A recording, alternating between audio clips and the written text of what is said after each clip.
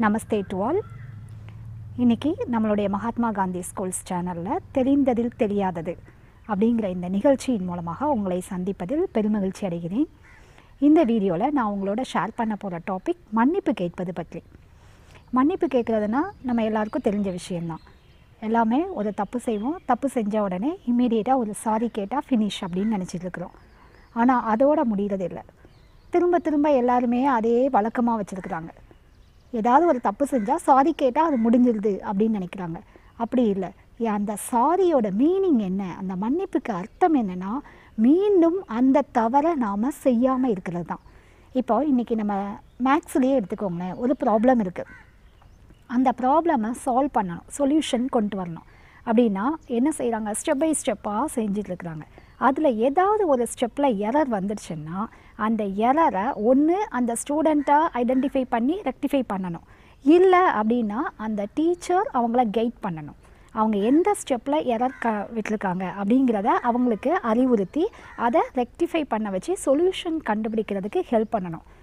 அதே இது அப்படி சொல்யூஷன் கண்டுபிடிக்க ஹெல்ப் பண்ணி கொடுத்த அந்த ஸ்டூடெண்ட் அதை லேர்ன் பண்ணிக்கிட்டாங்கன்னா நெக்ஸ்ட்டு இதே மாதிரி ஒரு ப்ராப்ளம் வரும்போது அவங்க அந்த எரரை செய்யாமல் கரெக்டாக சொல்யூஷன் கொண்டு வந்துடுவாங்க. அதே போல் தாங்க நம்ம லைஃப்லேயும் நம்ம ஏதோ ஒரு இடத்துல நம்ம தெரிஞ்சோ தெரியாமலேயோ தவறுகள் செய்கிறது வாஸ்தவமான விஷயம்.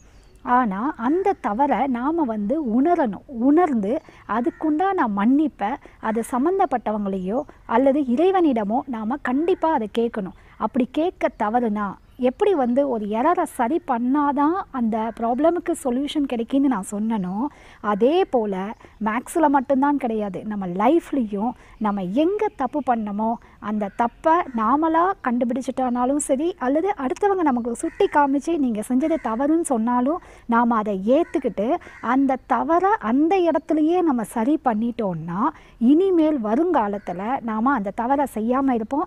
அது மாதிரியான ஒரு சேலஞ்சஸ் நம்ம லைஃப்பில் மீண்டும் வராமல் இருக்கும். அதுதான் இதில் முக்கியமான பாயிண்ட்டே.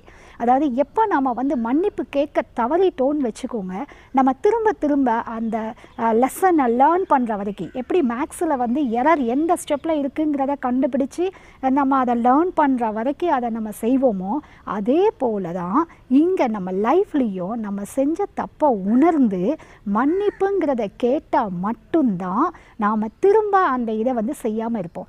ஏன்னா இன்றைக்கி மன்னிப்பு லேஸில் யாராலையும் கேட்க முடியாது. ஏன்னா அதுக்கு தனி மனசு வேணும். அந்த மனசு இருந்தால் மட்டும்தான். எப்படிப்பட்ட மனசுன்னா அக்செப்டன்ஸ், நம்ம செஞ்சது தவறு தான் அப்படிங்கிறத உணரக்கூடிய மனம் இருந்தால் மட்டும்தான் மன்னிப்பு கேட்பாங்க. அப்படி மன்னிப்பு கேட்கும்போது அவங்க கற்றுக்கொண்ட அந்த விஷயம் என்ன, அங்கே லெசன் என்ன அப்படின்னு பார்த்திங்கன்னா, அவங்க இனிமேல் கொண்டு அந்த தவறை செய்ய மாட்டாங்க.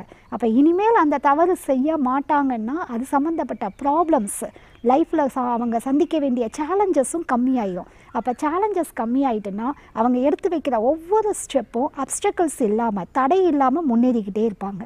ஸோ வாழ்க்கையில் நம்ம தடை இல்லாமல் முன்னேறணும்னு நினச்சா நமக்கு மன்னிப்பு கேட்க தெரியணும். மன்னிப்பு கேட்க தெரிஞ்சால் நம்ம சக்ஸஸ்ஃபுல் பர்சனாக லைஃப்பில் வர முடியும்னு சொல்லி முடிக்கிறேன். Thank you to all.